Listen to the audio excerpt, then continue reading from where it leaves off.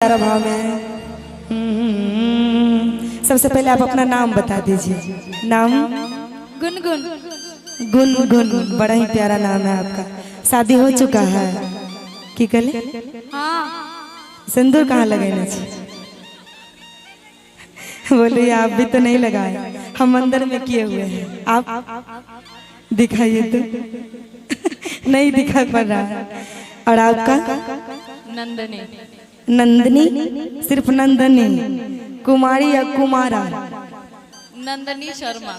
नंदनी शर्मा। जरा इनके दोनों के लिए ताली हो जाएगा, ताली हो जाए जिनको जिनको नंदनी और गुनगुन सुंदर लग रही है। नहीं सुंदर लगे केकरा केकरा बढ़िया लगे छा? उठावा तो अपन हाथ। क्या बात है, ताली बजा दीजिए एक बार नंदनी जी के लिए। और इधर से हमारे चाची लोग गुनगुन के लिए। सुंदर लग रही है ना गुनगुन? और ये बड़ा ही प्यारा भाव में कहना है कि अरे लागल झूलनिया के धक्का, अरे लागल झूलनिया के धक्का, बलम कलकत्ता पहुँचल। लागल झूलनिया के धक्का, बलम कलकत्ता पहुँचल।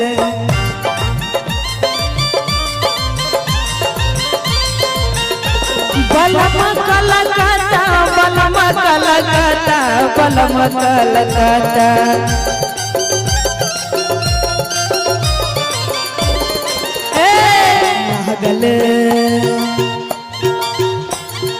लागल झूलनिया के धक्का, बलम कलकत्ता पहुँचल।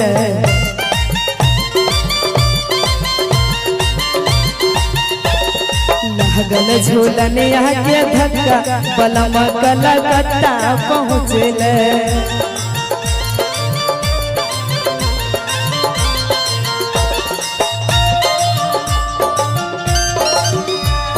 दिल दे दिया रे, दिल दे दिया, मैंने किसी को दिल दे दिया, दिल दे दिया रे, दिल दे दिया।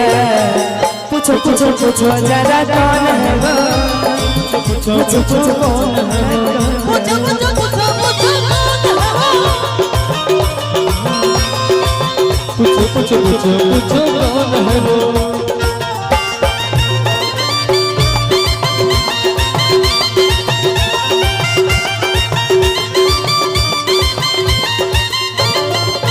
और क्या ना है? कैसे के मती मोरी बैरान हो गए, कैसे के मती मोरी बैरान हो गए, बैरान हो गई रे, बैरान हो गए।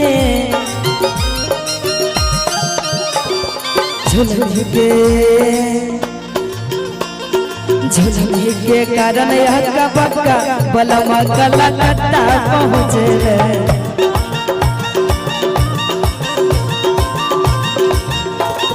लागल झूलनिया के धक्का, बलम कलकत्ता पहुँचल।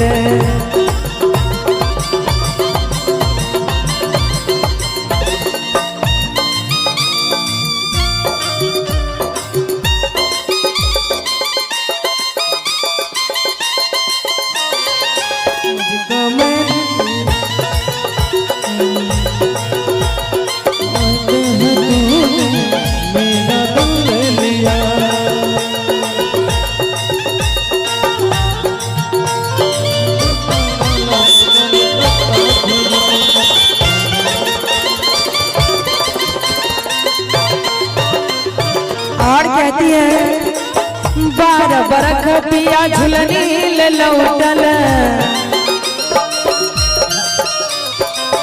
12 बरख पिया झुलनी ले लौटल।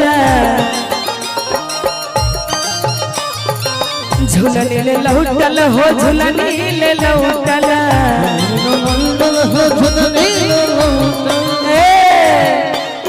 देहिया देहिया भइल जसमनका, बलम कलकत्ता पहुँचल।